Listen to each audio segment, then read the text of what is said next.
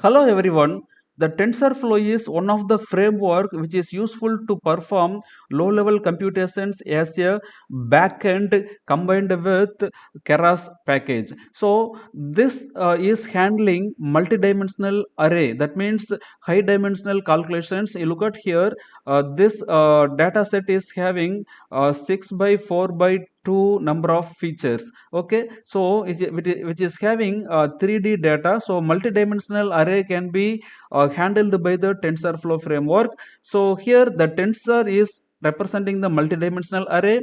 Flow is used to define the flow of data in the operation. So you look at here, the flow of data is represented in the form of input feature values and associated uh, associated parameters in the neural network. So when you are having the neural network like this, so here the input is x, here we are having the neuron, the weight is associated with each and every input in the connection between the previous layer and the next layer, so which are performing by using the matrix multiplication. Then which we are going to use w transpose x plus b, bias is added. So here the bias is added with this matrix multiplication, so that's what given here. Then here we are getting the tensors.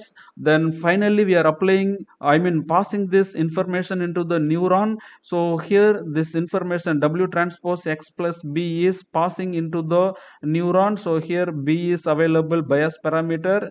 Here the neuron is having the activation function relu. Then when after passing this linear sum into the relu, you will get the output. So the output is giving you the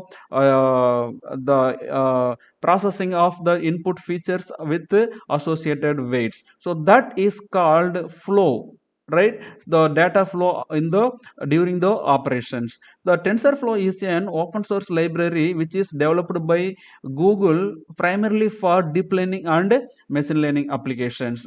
And the TensorFlow is handling multidimensional data which is called tensor. So the which is accepting a higher dimensional data, which is called tensors here. The multidimensional arrays are useful to handle large amount of data in the form of dimension. That means more number of features. For example, if you have 28 by 28 picture which is giving you 784 features, x1 etc, x 784. So these many number of features are there. So the dimension of this data set is 784 number of columns. So it can be handled by tensors. At the same time, if our data is having 1 lakh samples, that means 1 lakh number of records or rows, so that is handled by TensorFlow package, which is working based upon the flow graph architecture. So that architecture is given here in the form of set of nodes and edges. So this one is called node and this connection is called edge. Due to the mechanism of graph, it is easier to execute TensorFlow code in a distributed manner across the cluster of computers while using the GPUs. That means we already discussed the Keras is supporting GPU. So here the Keras is using the TensorFlow as a backend. When you are using the high I mean more size of software or number of modules are more and your calculation is very high, then you can distribute the work to different systems. Okay, then finally it will give you the result of the smaller modules. The modules, suppose if you are having two modules, so here one module will be executed, here one module will be executed, that is the second module. Okay, so this will give you back the result. Then the result will be combined in this server.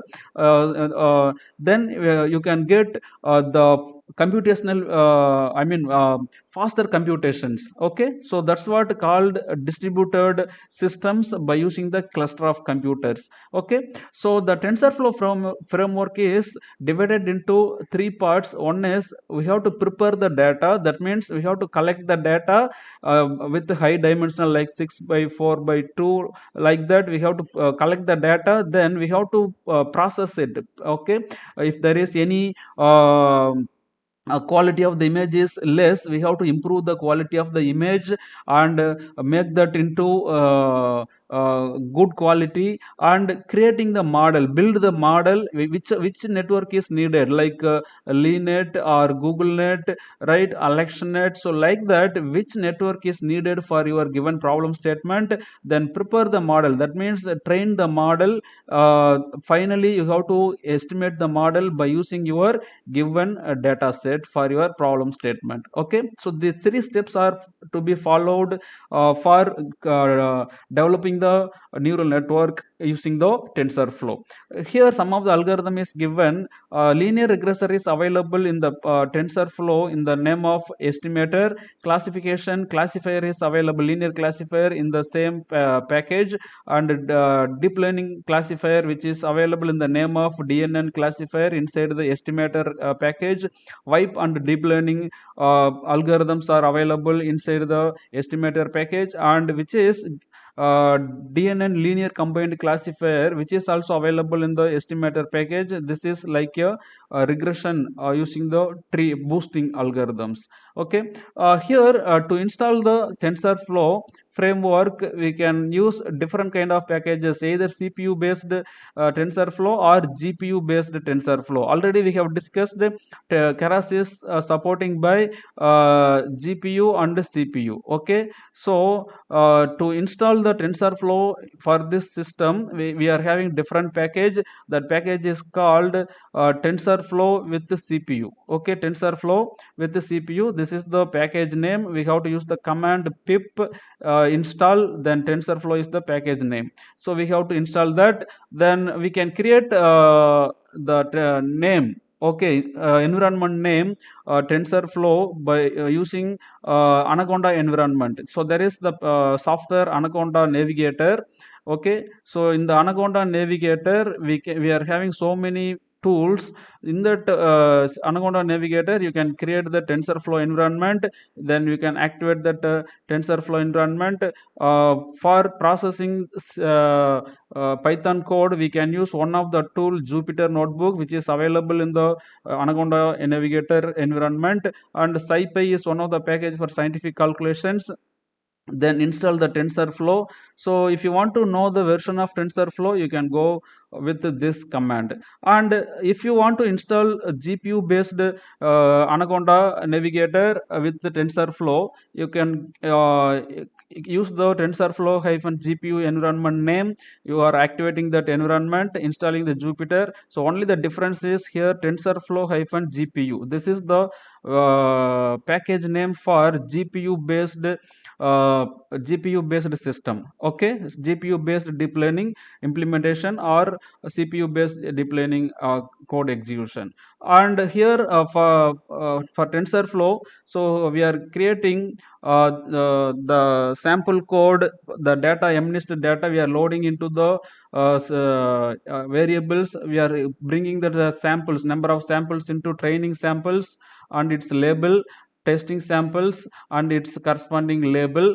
Then we are making that training data and testing data by using the normalization, that is standard normalization. We are dividing that pixel value. Suppose my pixel value is 100, then it is divided by 255, then we will get some 0 point something. So we will bring this value into the range 0 to 1. Okay, which is used for minimize the calculational power, right? Then we have to build the model. We are using the sequential model and flattening the network. That means that picture 28 by 28 matrix is having 784 in the form of matrix. Then here 0th pixel available, here 784 pixel available. It will be make into the vector. Okay, so that is the flattening 0 etc 783 pixel. Okay, and we are using the fully connected layer, dense layer, which is having 128 neurons. Here activation function we are using ReLU, already we have discussed earlier, and dropout is here 0.2. That means this is one of the regularization method in the neural network to avoid the overfitting issue. So here we are using the 0.2 as a dropout. So if you want to know about dropout, you watch the regularization method video. And finally, the MNIST dataset is having digits recognition, so which is having the digits 0, 1, 2, etc. 9. So totally 10 number of digits are there. So that's why in the output layer we are using 10 neurons, okay, in the dense layer. Then finally the model is created.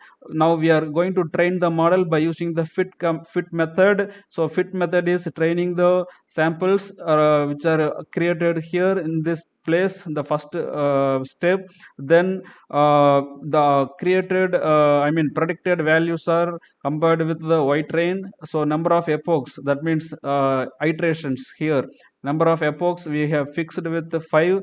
And finally we are evaluating the model by using the testing samples. Okay, we have to check the testing error by passing the testing samples. And finally we are calculating the uh, I mean classes probability by using the softmax classifier at the end of the network in the output layer. So here which is giving you the build creation of model and evaluation of model by using the keras package. So here which is giving you the optimization process. Okay, same code here we are using the optimizer, and loss function is MSE. So here which is for classification purpose, so classifier softmax used here. This is the regression code. So here the same neural network can be used for regression. Here the activation function is linear. For classification we have used the activation function is ReLU. This is the difference in the code, remaining all are same. And the loss function, previously in the here we will use categorical cross entropy. Here we will use mean squared error for the regression based methods. So remaining all are same. So finally we have to predict the value for testing data set. This is the testing data set. We are going to predicting the value. Then we can, if you want to view the weights associated with the neurons, then you can give this method for printing the weights from the network.